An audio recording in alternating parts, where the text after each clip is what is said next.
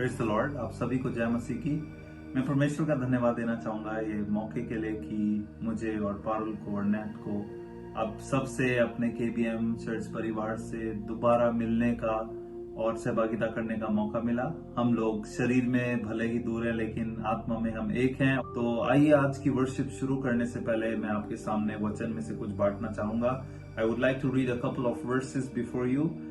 पहला आयत है Ephesians chapter 3 verse 20 and 21 and these are quite favorites। ये हम पूरे चर्च परिवार में बहुत ही important और बहुत खास हमारी वचन है।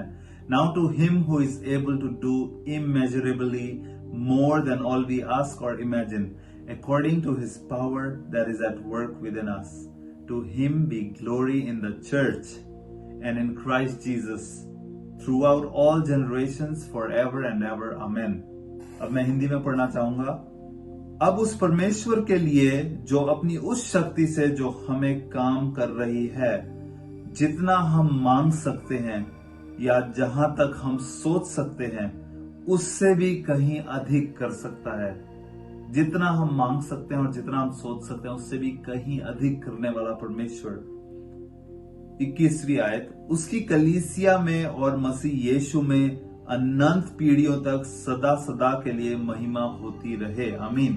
आज क्योंकि हम यहाँ महिमा के लिए इकट्ठे हुए हैं और हम साथ में, भले ही हम शरीर में दूर हैं पर आत्मा में एक साथ महिमा करें। इफिसियों की पत्री में साफ साफ हमें एक इंस्ट्रक्शन दिया जा रहा है कि कलीसिया के बीच में उसकी महिमा करते रहें, उस यहोवा की जो हमारी सोच से कहीं ज्यादा करने का है। और मैं सेकंड वर्स पढ़ूंगा, मैं कुछ वर्सेस पढ़ूंगा साम चैप्टर 139 से, क्योंकि हम आराधना में जा रहे हैं। You have searched me, O Lord, and you know me. You know when I sit and when I rise. You perceive my thoughts from afar. You discern my going out and my lying down. You are familiar with all my ways. Before a word is on my tongue, you, Lord, know it completely. You hem me in behind and before, and you lay your hand upon me. Such knowledge is too wonderful for me, too lofty for me to attain. Where can I go from your spirit, Lord? Where can I flee from your presence? और ये एक reminder भी है, मैं हिंदी में एक बार पढ़ दूं। भजन संहिता उसका 139वां अध्याय। आई होप मैंने वो नंबर सही लिया। हे यहोवा, तूने मुझे परखा है, मेरे बारे में तू सब कुछ जानता है। तू जानता है कि मैं कब बैठता और कब खड़ा होता हूँ। तू दूर रहते हुए भी मेरे मन की बात जानता है। हे यहोवा, तुझको ज्ञान है कि मैं कहाँ जाता और कब लेटता हूँ। मैं जो कुछ करता हूँ सबको तू जानता है। हे यहोवा, इससे पहले कि मेरा शब्द मेरे मुख से निकले तुझको पता होता है। हे यहोवा, तू मेरे चारों ओर छाया है, मेरे आगे और पीछे भी तू अपना निज हाथ मेरे ऊपर हौले से रखता है। मुझे अचरज है उन बातों पर जिनको तू जानता है, जिनका मेरे लिए समझना बहुत कठिन है। हर जगह जहां भी मैं चाहता हूं वहां तेरी आत्मा रची है। हे यहोवा, मैं तुझसे बचकर नहीं जा सकता। और ये वचन मैं खास इसलिए भी बताता हूं, आज शेयर कर रहा हूं, क्योंकि the reason we are having this conversation is because हम लोग अभी शरीर में कहीं मीलों दूर हैं एक दूसरे से, लेकिन हम अपने पेरेंट्स से भी दूर हैं, हम अपने डियरेस्ट चर्च से बहुत दूर हैं। हमने अपनी स्पिरिचुअल चैलेंजेस यहाँ लिए बिकॉज हमने अपने चर्च को छोड़ा, हमारा जो एक परिवार जो परमेश्वर ने दिया था। लेकिन what comforted us at that time, what comforts us as now. किसने हमें सांत्वना दिया, किसने हमें सहारा दिया जब हम आपसे दूर आए, और जो अभी भी सहारा देता है वो केवल हमारा परमेश्वर है, जो मेरा उठना बैठना, मेरे मुंह से निकला हर एक शब्द जानता है। आइए हम उसी की आराधना में एक सॉन्ग को गाएंगे, heart of worship, it's all about you Jesus.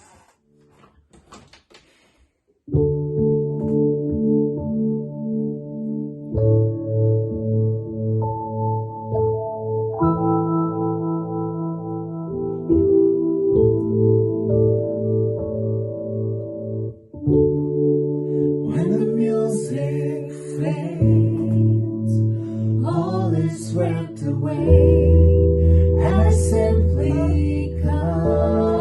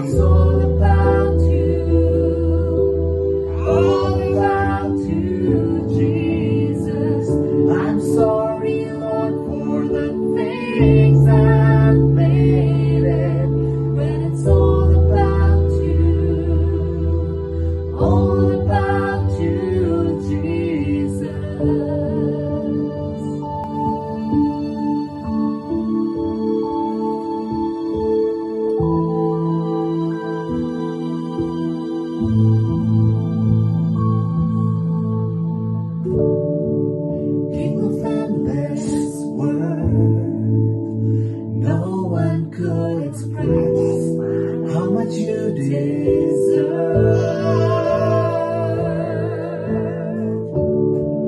Though I'm weak and poor, all I have is yours. Every single breath, I'll bring you more than a song. For a song in itself, it's not what you have required. You search much deeper within, through the way things appear. You're looking into my heart. I'm coming back to the heart of worship, and it's all about you, Jesus. I'm sorry, Lord, for the things I've made it, when it's all about you. It's all about you, Jesus. I'm coming back to the heart of worship, and it's all about you. All about you, Jesus. I'm sorry, Lord, for the things I've made it, and it's all about you. All about you, Jesus. I'll bring you more than a song. For the song in itself, it's not what you have required. You search much deeper within, through the way things appear. You're looking into my heart.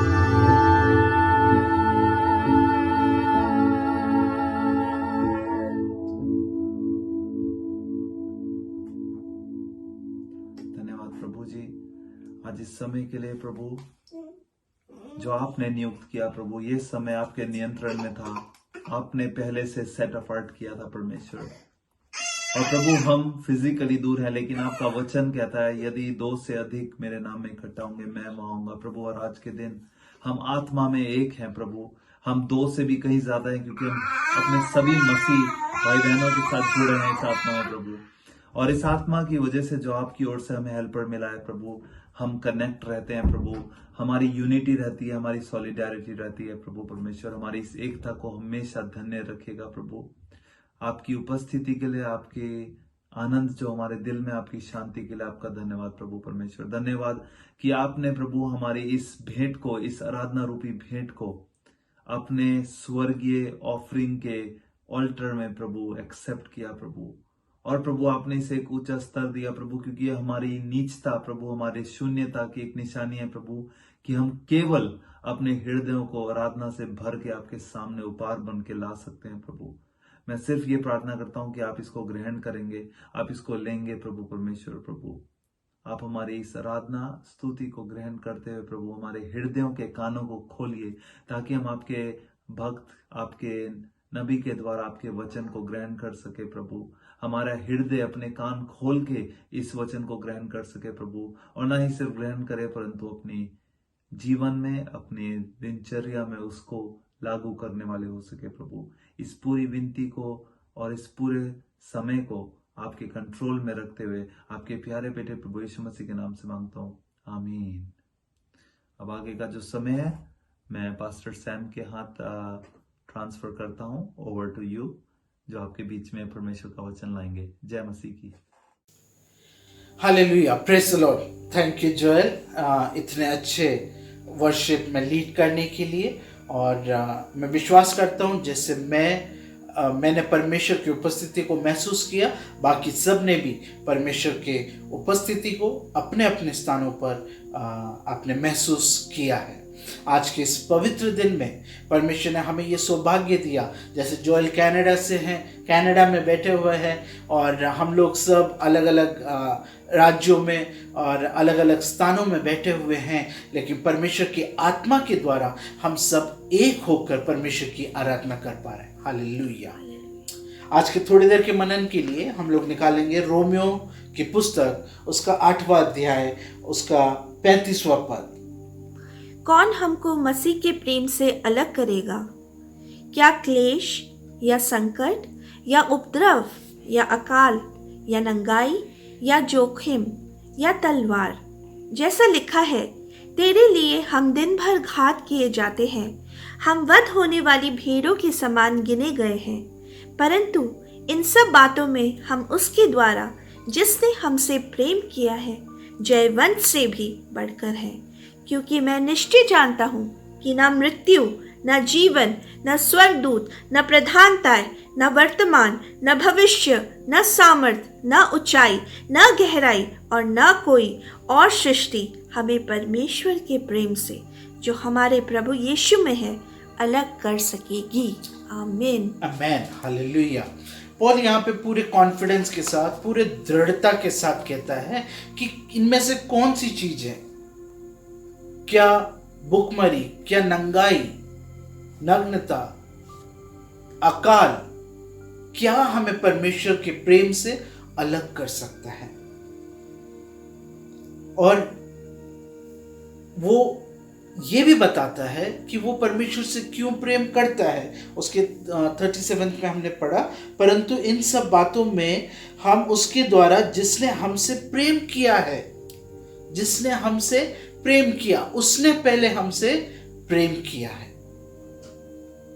और उस प्रेम को हम सब भी जानते हैं। परमेश्वर का प्रेम जो है वो सिर्फ इमोशनल प्रेम नहीं है जैसे हम संसार में देखते हैं, वो अनकंडीशनल है, उसकी कोई सीमाएं नहीं है, उसमें कोई शर्त नहीं है, वो अनफेलिंग लव है, वो कभी ना खत्म होने वाला प्रेम है।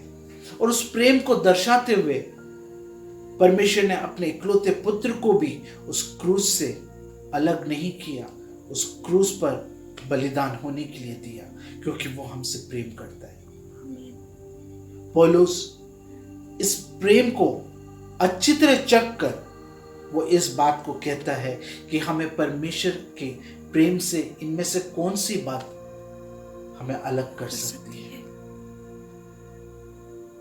हम कई बार अपने अपने जीवनों में परमेश्वर ने हमें सबको समृद्ध बनाया है, अच्छा परिवार दिया है, हम कई बार खो जाते हैं।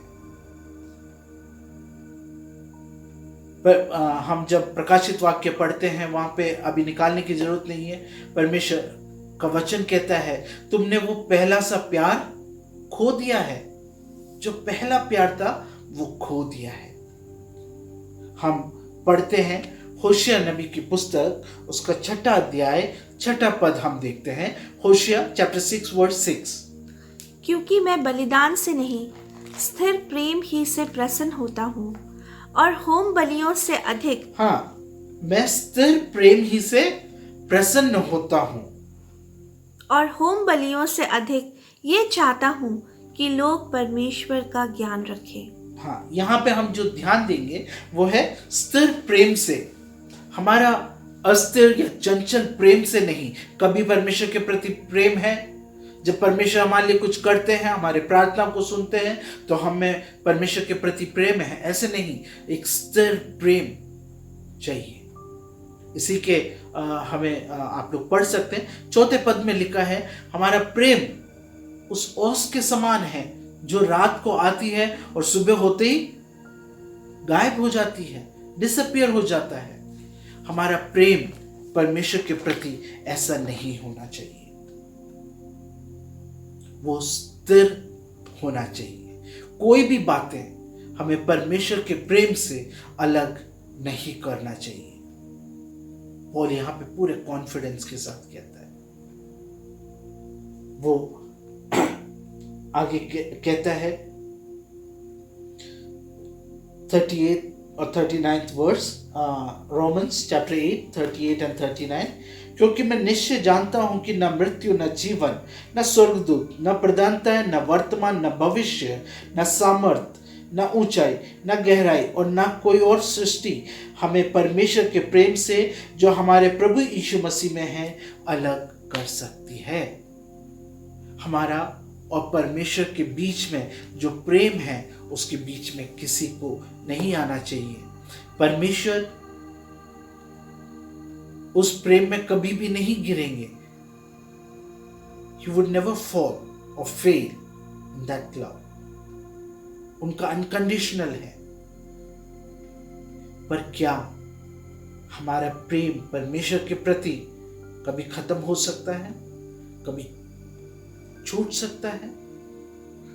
हम 3 व्यक्तित्व बाइबल से देखेंगे और उनके परिस्थितियों को देखेंगे। क्या उन्होंने उन परिस्थितियों में, उन सर्कमस्टेंसेस में परमेश्वर को छोड़ा या परमेश्वर से अलग हुए? सबसे पहले हम देखते हैं अय्यूब के जीवन से, जोब के जीवन से। हम अच्छी तरह जानते हैं उसके पहला अध्याय को जैसे हम पढ़ते हैं, हम जानते हैं शैतान ने परीक्षा ली और उसके सारे धन दौलत, जितने उसके जानवर थे, सब कुछ मार दिए। उसके 10 संतानों को खत्म कर दिया। उसके पूरे शरीर में फोड़े हो गए, लाचार सा। उसकी पत्नी ने भी उसको छोड़ दिया, सब ने त्याग दिया। उसके दोस्त भी आकर उसकी परिहास करने लगे, उसको कहने लगे, पूछने लगे कि ऐसा क्या है। तो हम पढ़ते हैं उसके पहला अध्याय और 21वें पद में, मैं अपनी माँ के पेट से नग्न निकला और वही नग्न लौट जाऊंगा। यहोवा ने दिया और यहोवा ही ने लिया। आमीन। यहोवा का नाम धन्य है। अय्यूब यहाँ पे पूरे हियाव के साथ कहता है कि परमेश्वर ने दिया और परमेश्वर ने ही लिया। उसको इस बात का कोई भी गम नहीं है, दुख नहीं है कि वो उस प्रदेश का, उस देश का सबसे धनी व्यक्ति था, सबसे समृद्ध एक व्यक्ति था। आज वो एकदम कंगाल हो गया है, लेकिन उसको इस बात की बिल्कुल भी चिंता नहीं है। वो परमेश्वर को पकड़े हुए हैं, परमेश्वर को थामे हुए हैं, क्योंकि वो जानता है ये लॉस्ट सर्कमस्टेंस, सब कुछ खो देने वाला जो परिस्थिति है, वो भी उसे परमेश्वर के प्रेम से अलग नहीं कर सकता है। क्योंकि अय्यूब की ही पुस्तक, उसके चैप्टर 19 वर्स 25 में, 19वें अध्याय उसके 25वें पद में अय्यूब इस प्रकार से कहता है, मुझे तो निश्चय है कि मेरा छुड़ाने वाला जीवित है और वह अंत में पृथ्वी पर खड़ा होगा। आमीन। अय्यूब कहता है मुझे यकीन है, मुझे निश्चय है कि मेरा छुड़ाने वाला जीवित है। वो इस सर्कमस्टेंस को नहीं देखता है जहां सब कुछ खत्म हो गया, सब कुछ, लेकिन उसकी आंखें अभी भी परमेश्वर की ओर है और उसने परमेश्वर के प्रेम को पकड़े हुआ है, छोड़ा नहीं है। और हम जानते हैं अय्यूब का जीवन का अंत कैसा हुआ। परमेश्वर ने उसको सब कुछ मल्टीप्लाई करके दिया, उसके पुत्र भी उसको वापस दिए, उसके सारे संतान उसको दिए, उसके भेड़ बकरियां, ऊंट, गधे, घोड़े, जो कुछ भी था सब कुछ परमेश्वर ने दुगना करके दिया। आमीन। क्योंकि ये लॉस्ट सर्कमस्टेंस, सब कुछ खो देने वाला परिस्थिति भी उसको परमेश्वर के प्रेम से अलग नहीं कर पाया। दूसरा जो व्यक्तित्व हम देखते हैं वो है स्वयं पौल के जीवन से। हम जब रोमियो की पत्री प्रेरितों का काम उसका 16वां अध्याय जब हम पढ़ते हैं, उसके 16 से लेके हम देखते हैं पौलुस और सीलास को बंदीगृह में डाला जाता है और इनको कठोर सजा दिया जाता है। इनके हाथ पांव में बेड़ियां बांध दिए जाते हैं, यातना, दर्द इनको दिया जाता है। लेकिन इस पेन और सफरिंग के सर्कमस्टेंस में भी हम जानते हैं वो कुड़कुड़ाता या रोता नहीं है, वो परमेश्वर की आराधना करते हैं। पॉल और सीलास, हम विशेष करके पॉल के जीवन से देख रहे हैं। पिछले हफ्ते डॉक्टर सैम जे अब्राहम ने हमें बहुत अच्छी तरह इस विषय में बताया। पॉल के जीवन में काफी सारे परेशानियां आई, लेकिन उसने रोमियो उसके 8 और उसके 28वें पद में इस प्रकार से कहा, जो परमेश्वर से प्रेम रखते हैं उनके लिए सारी बातें मिलकर भलाई को उत्पन्न करती है। चाहे वो अंधापन हो, चाहे वो क्लेश हो, चाहे वो दरिद्रता हो, जो कुछ भी है, वो सब कुछ मिलकर भलाई को उत्पन्न करता है। वो जानता है कि वो किससे प्रेम कर रहा है, वो किस पर अपना विश्वास बनाए हुए हैं, इसलिए वो एक संतोष मुद्रा के साथ या खुश होकर 8वें अध्याय उसके 18वें पद में, रोमियो 8 उसका 18वें पद में, रोमन्स चैप्टर 8 वर्स 18 में इस प्रकार से कहते हैं पॉल, क्योंकि मैं समझता हूँ कि इस समय के दुख और क्लेश उस महिमा के सामने जो हम पर प्रकट होने वाली है कुछ भी नहीं है। Amen. For I consider that the sufferings of this present time are not worth comparing with the glory that is to be revealed to us. Paul जानता है इस संसार का जो दुख दर्द है, जो पेनफुल सर्कमस्टेंस है, जो दर्द भरा परिस्थिति है, उस आने वाले महिमा, जो प्रकट होने वाला महिमा है, उसके साथ तुलना करें तो ये कुछ भी नहीं है। और हम जानते हैं जब उसने उस विश्वास के साथ परमेश्वर के प्रेम को पकड़े रखा तो परमेश्वर ने उसको ऊंचा उठाया, परमेश्वर ने उसको महिमा दी। उसने इतने सारे एपिस्टल्स लिखे, पत्रियां लिखी जो आज हम पढ़ते हैं और जिसके कारण हमारा विश्वास परमेश्वर के प्रति निरंतर बढ़ता है। परमेश्वर ने उसे त्यागा नहीं, क्योंकि उसने परमेश्वर के प्रेम को तुच्छ नहीं समझा और पेनफुल सर्कमस्टेंस में भी, दर्द भरे परिस्थिति में भी उसने परमेश्वर को छोड़ा नहीं, परमेश्वर के प्रेम को पकड़े रखा। तीसरा जो व्यक्तित्व और सर्कमस्टेंस है वो हम यूहन्ना, जो प्रभु यीशु मसीह के सबसे प्रिय और सबसे यंग जो शिष्य है यूहन्ना, उनके जीवन से हम देखते हैं। उसके लिए हम लोग निकालेंगे प्रकाशित वाक्य उसका पहला अध्याय वर्स 9 और 10 हम देखेंगे। मैं यूहन्ना जो तुम्हारा भाई और यीशु के क्लेश और राज्य और धीरज में तुम्हारा सहभागी हूँ, परमेश्वर के वचन और यीशु की गवाही के कारण पतमुस नामक टापू में था कि मैं प्रभु के दिन आत्मा में आ गया और अपने पीछे तुरही का सा बड़ा शब्द यह कहते सुना। आमेन। यहाँ पे हम जानते हैं यूहन्ना जो है पतमोस नामक एक टापू पर है, पतमोस आइलैंड पर है। ये यहाँ पे घूमने के लिए नहीं गया है या किसी और कारण से नहीं गया है। यहाँ पे डेथ सेंटेंस, सजाए मौत मिलने के कारण इस टापू पर छोड़ा गया। इस टापू पर कोई खाने पीने का कोई साधन नहीं, कोई और लोग नहीं रहते हैं। सिर्फ जिनको सजाए मौत मिलती है उनको यहाँ पे छोड़ देते हैं, और वो भुखमरी से या दूसरे जानवरों के कारण, मैं एग्जैक्टली नहीं जानता, लेकिन उनको मृत्यु की सजा मिलती है, वो वहीं पे मर जाते हैं। लेकिन इस मृत्यु के हालत में भी, परिस्थिति में भी, इस डेथ सर्कमस्टेंस में भी यूहन्ना अच्छी तरह जानता है कि कुछ दिनों में ही उसका जीवन खत्म हो जाएगा। लेकिन हम यहाँ पे 10वें पद में इस प्रकार से पढ़ते हैं, मैं प्रभु के दिन आत्मा में आ गया। वो निरंतर परमेश्वर के साथ संगति करता रहा और वो आत्मा में भर गया। हालेलुया। वो परमेश्वर के प्रेम को, परमेश्वर की उपस्थिति को अनुभव करने लगा। और जब उस डेथ सिचुएशन में, सरकमस्टेंस में भी उसने अपनी आशा और विश्वास को ना छोड़ते हुए परमेश्वर के प्रेम से जब उसने उसको पकड़े रखा, हम जानते हैं आगे क्या हुआ। परमेश्वर ने अपना बड़ा दर्शन उसे दिया, अपना महिमा उसे दिखाया, और कई सदियों का और आने वाले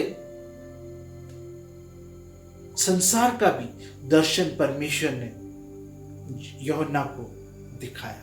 हम प्रकाशित वाक्य रेवलेशन जो पढ़ते हैं, हम जानते हैं पतमोस टापू में रहते हुए परमेश्वर ने यूहन्ना को यह दर्शन दिया। और आज ये परमेश्वर का वचन, प्रकाशित वाक्य जब हम पढ़ते हैं, ये हमें आने वाली बातों के बारे में बताता है, उस नए सियोन के बारे में हमें बताता है, जो अनंत काल का जीवन हम परमेश्वर के साथ बिताने जा रहे हैं उसके विषय में बताता है। क्योंकि मृत्यु की भी परिस्थिति में, सरकमस्टेंस में, यूहन्ना ने अपने आशा और विश्वास को नहीं छोड़ा, लेकिन परमेश्वर के प्रेम में बना रहा, उसको पकड़े रहा। आज हमें भी अपने आप से ये सवाल करना है, अय्यूब के समान लॉस्ट सरकमस्टेंस में, जब सब कुछ खत्म हो जाता है, फिजिकली हम लोग, शारीरिक तौर से हम लोग बीमार हैं, आर्थिक तौर से तंग है, या परिवार में क्लेश है, या पौल के समान हम दर्द भरे सिचुएशन में हैं, या यूहन्ना के समान मृत्यु के परिस्थिति में है, किसी भी परिस्थिति में क्यों ना हो, क्या हम परमेश्वर को पकड़े हुए हैं, परमेश्वर के प्रेम को पकड़े हुए हैं? क्या हमने उस प्रेम को अनुभव किया है? अगर अनुभव किया है तो हम उससे कभी अलग नहीं हो सकते। इन तीनों सरकमस्टेंस के परे एक और सिचुएशन है जो काफी डेंजरस है, जहां पे हमारे पास सब कुछ है।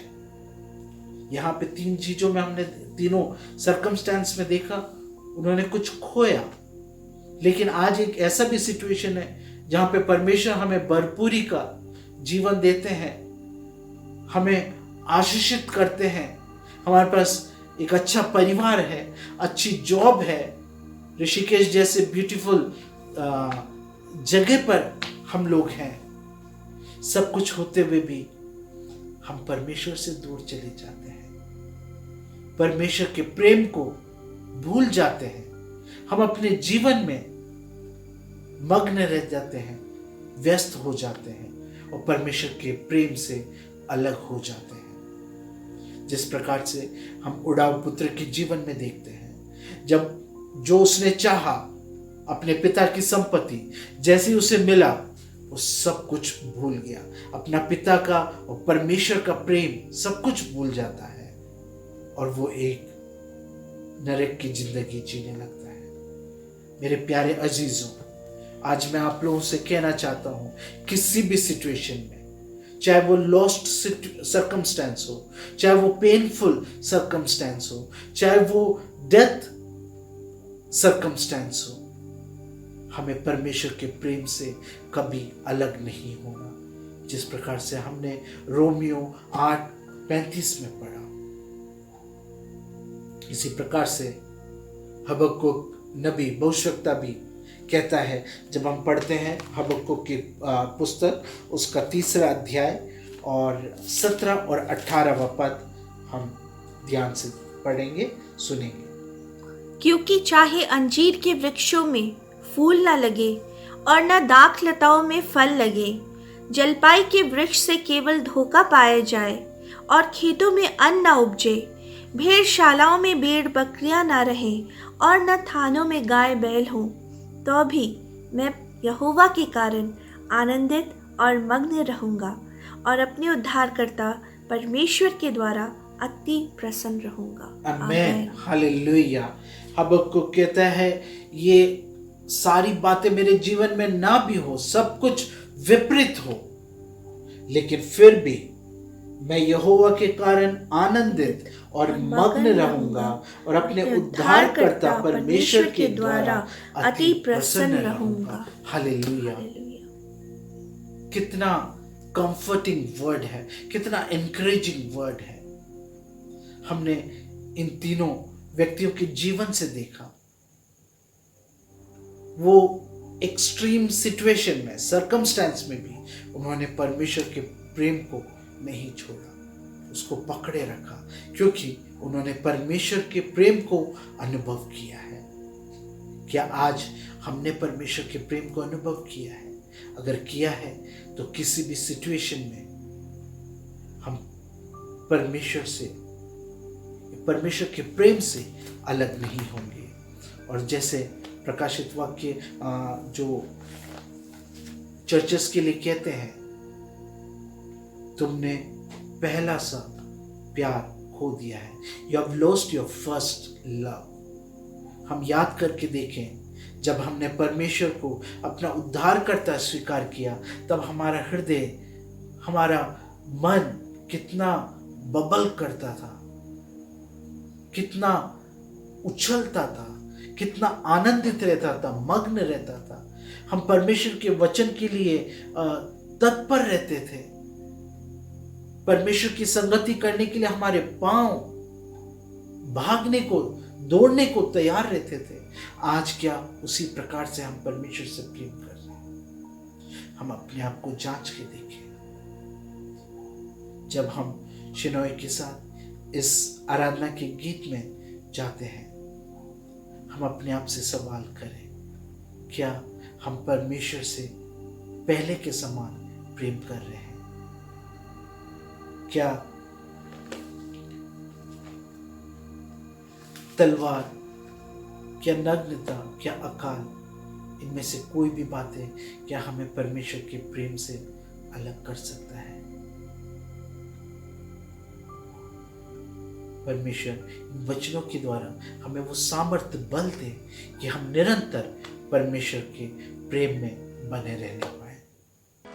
परमेश्वर के इस सुंदर वचन के लिए परमेश्वर का धन्यवाद कि उसने हमें सिखाया कि हमें कैसे प्रभु के साथ प्रेम से रहना है, उसके प्रेम को कभी भूलना नहीं है और उसका प्रेम हमसे कभी अलग नहीं होता। प्रभु पिता परमेश्वर कहता है कि तुम्हारी माँ तुम्हें त्याग सकती है, परंतु मैं कभी नहीं त्यागूंगा। तो हमें उसके प्रेम पे विश्वास, उसके प्रेम पे भरोसा रखना है और हमें केवल उसकी तरफ से प्रेम नहीं लेना है, हमें अपनी तरफ से प्रभु को प्रेम करना भी है। तो आइए हम गीत गाएं कि कितनी महान करुणा परमेश्वर प्रभु ने हमारे ऊपर करी है, अपना प्रेम हमें देके।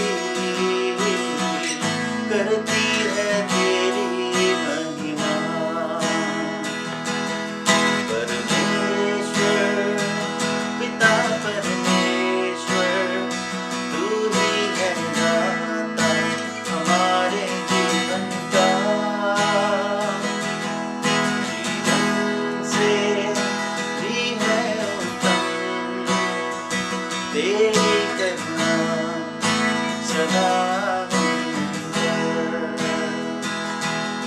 हमको बनाया तूने अपने रूप में, देकर जीवन भेजा तूने संसार में। हमको बनाया तूने अपने रूप में, देकर जीवन भेजा तूने संसार में। ये जिंदगी तेरी सदा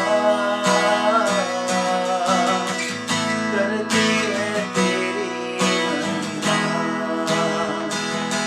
ये जिंदगी तेरी सदा करती है तेरी महिमा। परमेश्वर पिता परमेश्वर, तू ही है दाता हमारे जीवन का। जीवन से भी है उत्तम तेरी करुणा सदा हम पर। परमेश्वर पिता परमेश्वर, तू ही है दाता हमारे जीवन का। जीवन से भी है उत्तम तेरी करुणा सदा हम पर। तेरी करुणा सदा हम पर। तेरी करुणा सदा हम पर। सत्य पिता परमेश्वर, सच में यीशु मसीह आपकी करुणा सदैव हम पे बनी रहती है। आप वो परमेश्वर हैं जो बंजर धरती से फसल उगाते हैं पिता परमेश्वर, और वो फसल थोड़ी नहीं होती परंतु बहुतायत की होती है। आप सूखी नदी से पिता परमेश्वर अपना प्रेम का जल बहाते हैं पिता परमेश्वर। वो प्रेम का जल पिता परमेश्वर हमारी जिंदगियों में बहने वाला हो सके। प्रार्थना करते हैं पिता परमेश्वर कि आपके प्रेम से हम कभी भी अलग ना होने पाए। हम आपके वचनों पे, आपके वायदों पे सदैव भरोसा रखने वाले हों। प्रार्थना करते हैं पिता परमेश्वर इस समय पूरी दुनिया के पिता परमेश्वर, ये दुनिया पिता परमेश्वर जो आपने बनाई है पिता परमेश्वर, और ये दुनिया पिता परमेश्वर आपने केवल ऐसे ही नहीं, लेकिन पिता परमेश्वर आपने बहुत प्रेम से बनाई है। हम चाहते हैं पिता परमेश्वर कि आप इस दुनिया पे अपनी कृपा दृष्टि, अपना प्रेम बनाए रखें पिता परमेश्वर।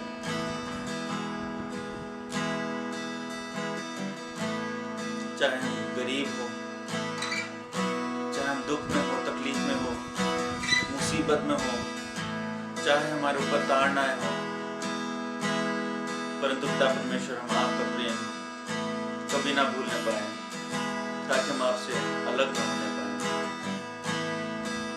धन्यवाद पिता परमेश्वर उस प्रेम के लिए जो आपने अपने बेटे प्रभु यीशु मसीह के द्वारा हमें दिखाया, कि आपने उसे हमारे लिए अपने इकलौते पुत्र को कुर्बान कर दिया पिता परमेश्वर।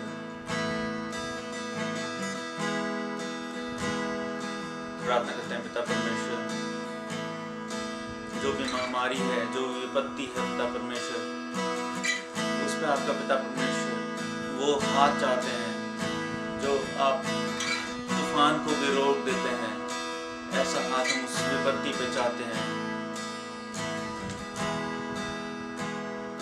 ये कठिन समय हमारे सामने से हटा लीजिए पिता परमेश्वर।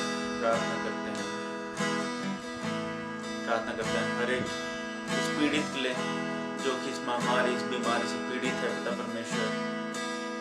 प्रार्थना करते हैं अपना चंगाई भरा हाथ उन पर रखिएगा, अपनी स्वर्गीय चंगाई उनको दीजिएगा। वो केवल फिजिकली नहीं परंतु पिता परमेश्वर आत्मिक तौर से भी हील होने वाले हो सके।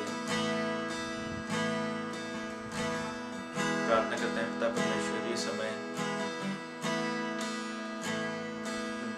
जो कि हम जानते हैं पिता परमेश्वर कि कई लोगों के पास अभी पैसों का अभाव है, नौकरी का अभाव है। हम चाहते हैं पिता परमेश्वर कि आप उनके घरों की, उनके परिवारों की सुधि लिए पिता परमेश्वर। किसी भी मनुष्य के घर में पिता परमेश्वर किसी भली वस्तु की कमी ना होने पाए। सब कुछ पिता परमेश्वर आपके पवित्र भंडार से उनके खत्ते भरे रहे। प्रार्थना करते हैं पिता परमेश्वर हर एक कलीसिया के लिए जो इस समय भी पिता परमेश्वर आपका सुसमाचार फैलाने में लगी है। पिता परमेश्वर आप उनके साथ होइएगा, उनकी मदद कीजिएगा पिता परमेश्वर। उन पे भी अपनी कृपा दृष्टि बना के रखिएगा। उन लोगों को भी बहुत अच्छा आशीष दीजिएगा पिता परमेश्वर। जो लोग इस महामारी के समय सेवा कर रहे हैं पिता परमेश्वर, उन पे भी पिता परमेश्वर आप अपना बरकतों का बौछार कीजिएगा। प्रार्थना करते हैं पिता परमेश्वर हमारी कलीसिया के लिए भी, हमारी कलीसिया के जितने भी जन हैं पिता परमेश्वर, जितने भी लोग हैं पिता परमेश्वर, हर एक के लिए प्रार्थना करते हैं। उनकी हर एक फैमिलीज अजीजों के लिए प्रार्थना करते हैं। आप उन्हें संभाल के रखें पिता परमेश्वर।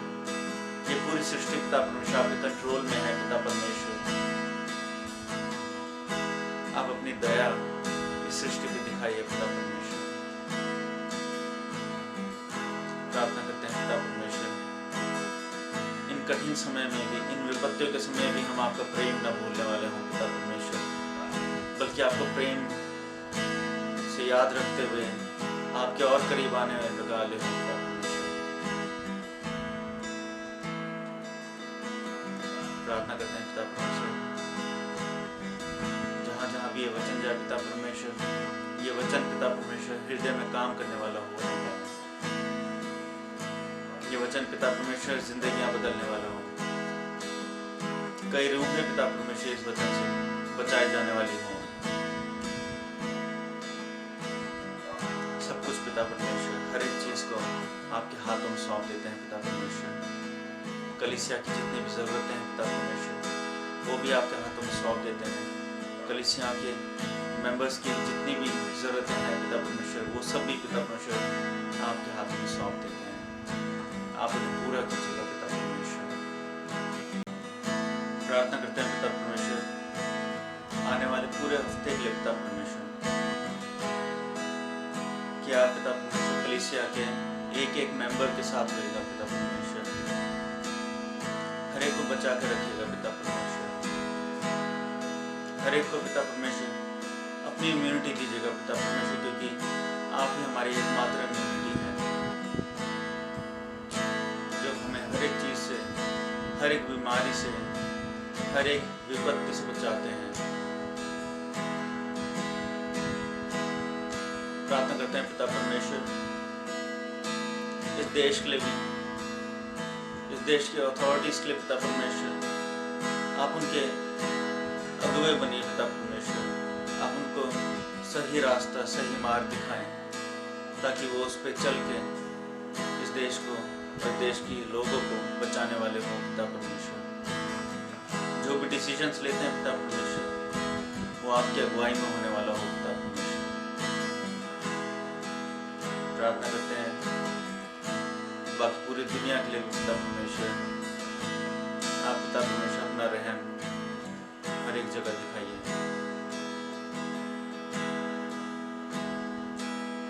बाकी पूरी सृष्टि को पिता परमेश्वर, पूरी दुनिया को, इसके एक एक जन को, हमारी कलीसिया को और बाकी जितनी कलीसिया हैं उनको, हर एक को पिता परमेश्वर, हर एक मसीह भाई बहन को आपके हाथों में सौंप देते हैं पिता परमेश्वर।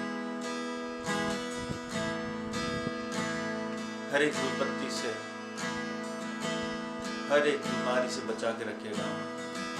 आपके स्वर्गीय दूतों का बेड़ा और आपके पवित्र बेटे प्रभु यीशु मसीह की लहू की छाप हम चाहते हैं पिता परमेश्वर, ताकि शैतान का कोई भी वार हम पे काम न करने पाए। ये सब कुछ हम मांग लेते हैं पिता परमेश्वर आपके बेटे प्रभु यीशु मसीह के नाम से। सुनिए और कबूल करिए पिता, आमीन। प्रभु यीशु मसीह का अनुग्रह, पिता परमेश्वर का प्रेम और पवित्र आत्मा की सहभागिता हमारे साथ हमेशा हमेशा बनी रहे, आमीन। सबको जय मसीह की, प्रेज द लॉर्ड। प्रभु आप सबको आशीष दे। इस कठिन परिस्थिति में भी आप सब प्रभु में आनंदित रहें, स्वस्थ रहें, और आज जो हमने वचन में से सुना, हम परमेश्वर के प्रेम में स्थिर बने रहें, परमेश्वर के प्रेम में स्थिर बने रहें, आमीन।